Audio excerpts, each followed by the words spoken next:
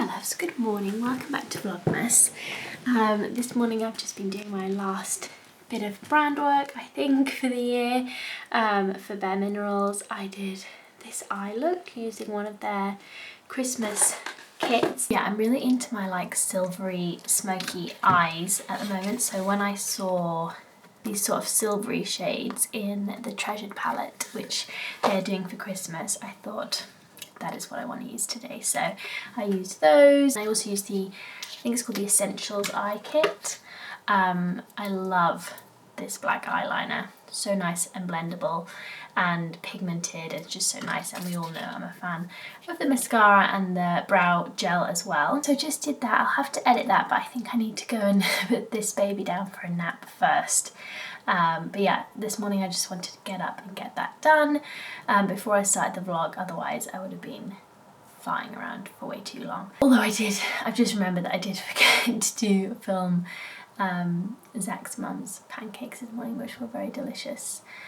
Geraldine made us lots and lots of pancakes and they were really nice, so I did have time to eat those. But anyway, I best go and sort the baby out because I think she's a little tired and a little grumpy.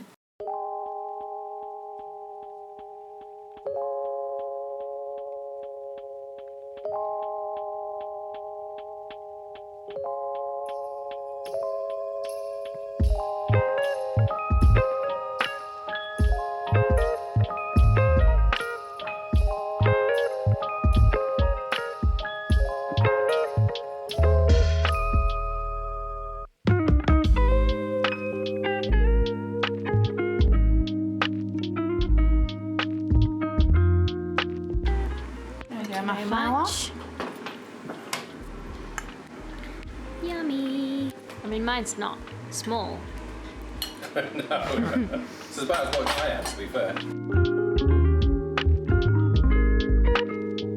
Hi my loves. So, it is daytime again. So, I did not film too much yesterday.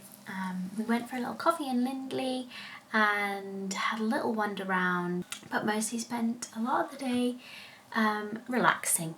Christmas has truly set in. The next vlog that you'll see, we are out and about and up to Christmassy activities. So yes, just had a couple chill days there, I think, which Zach and I really needed anyway, and just catching up with the family. But I asked on Instagram for two things: your unpopular Christmas opinions and your unpopular book opinions.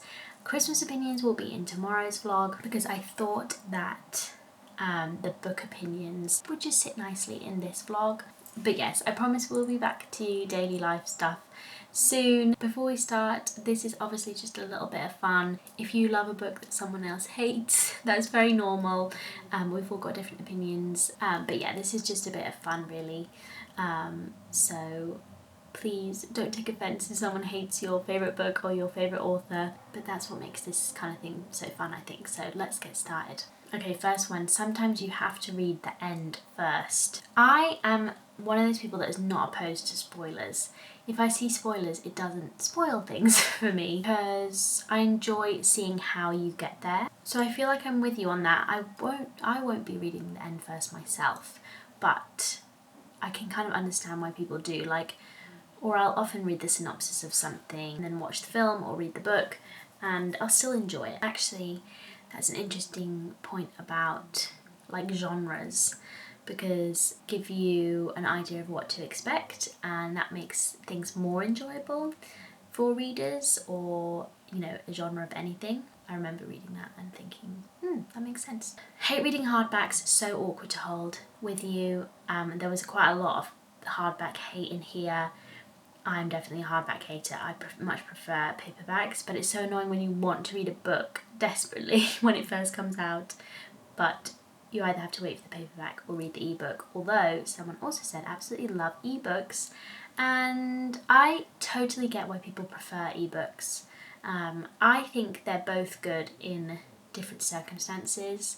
I think ebooks are wonderful for lots of reasons, but I do love the feel and smell of the book. I just do. But I think ebooks are great. You can read in the dark. They're less wasteful, I suppose. They might be cheaper and more accessible. They're good, I think, if you need bigger writing, so for accessibility. They're more lightweight, so easier to hold. You can really easily like highlight things. I like that when I read an ebook. Like you can so easily highlight things without like ruining the book or look words up. Yeah, lots to love about ebooks, but I do love the feel of a book. I won't buy a book if it has an ugly cover. There are some of my beloved books have ugly covers, the Broken Earth trilogy being up there in my I hate this cover situation. I want them to re-release those with prettier covers desperately because I feel like lots more people would read them. I do buy books with ugly covers, but I do not like it. I don't get the hype about David Sedaris. I'm with you. I read Calypso recently and did not like it. And I didn't like it enough to think, do you know what, I never need to read any other David Sedaris. When a book is highly awarded / rated, is raved about, ends up not being great. I kind of feel that pain very much because I feel like it happens a lot. And I think what I try to remember is in the first year a book is published, obviously there's a lot of stuff going on to get it in front of your eyes and to get you to buy it.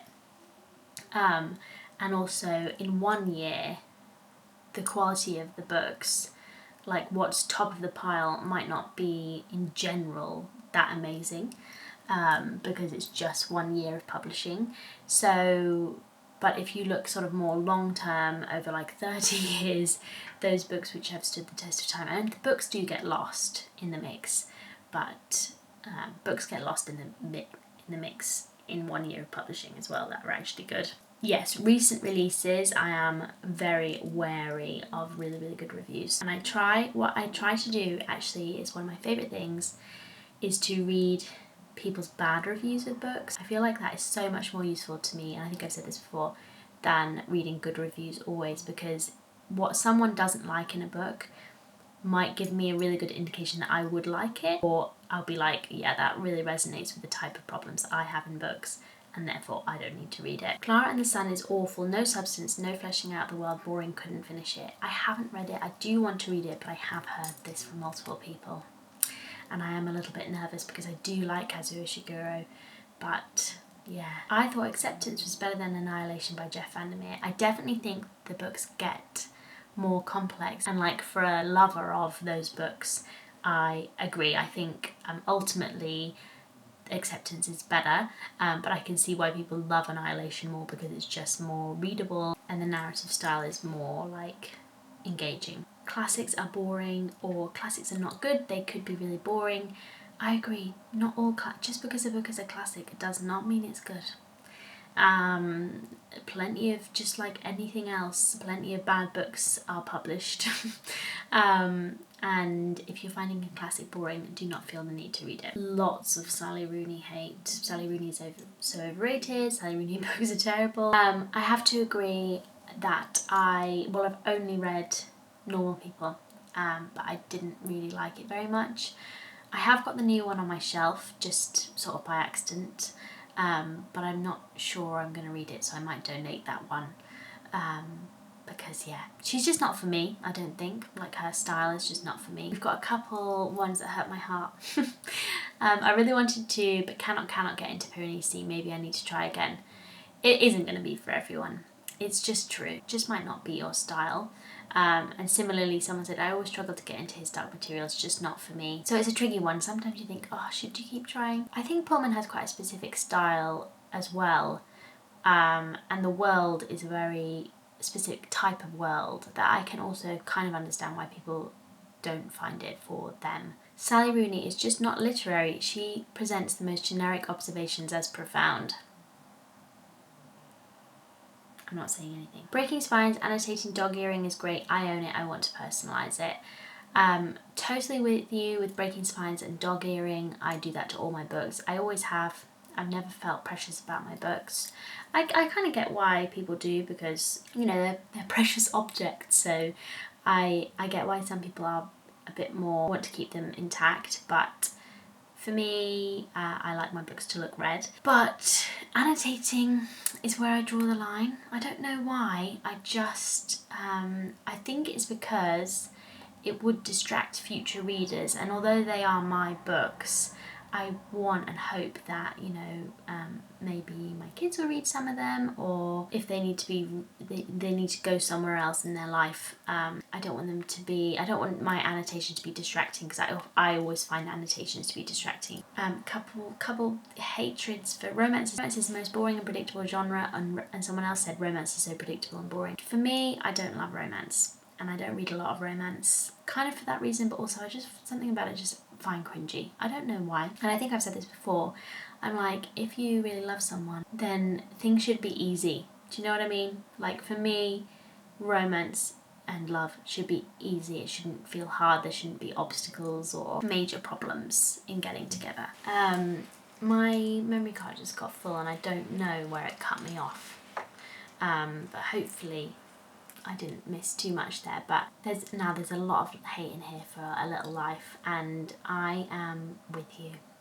You may know that I did not like A Little Life when I read it, and I remember feeling very much in the minority at the time as well, but I do actually think there's a lot of A Little Life haters out there. Someone said, I really disliked A Little Life. I had no care for the characters and just thought it was terrible. Now, I actually did have care for the characters. I did cry buckets, but I just think that book is like trauma porn. Like, the only thing that book wants to do is make you cry, which I hate. It's such a pet peeve of mine. I don't understand the point of it beyond that. I remember reading a really good review, or a few reviews at the time of when I read it, talking about how there's like no context in that book. Like, there's no exploration of anything. It's like they live in a bubble. There's no exploration, from what I remember, of like race and class, or anything that might be actually quite relevant to the story. And it really, in my view, in a book like that, particularly in a book like that, which is sort of about a few friends having a friendship, and it's like sort of realism, I find that like a bit pernicious. I don't know. And yes, so it also, for me, removes a lot of the meaning from the book and makes it just about making you cry. So I did not like A Little Life, I'm afraid. Someone said, Dune is horrible, Frank Herbert couldn't write. Ugh, I agree. He could not write. Do you know, there's also a lot of Murakami hate in here.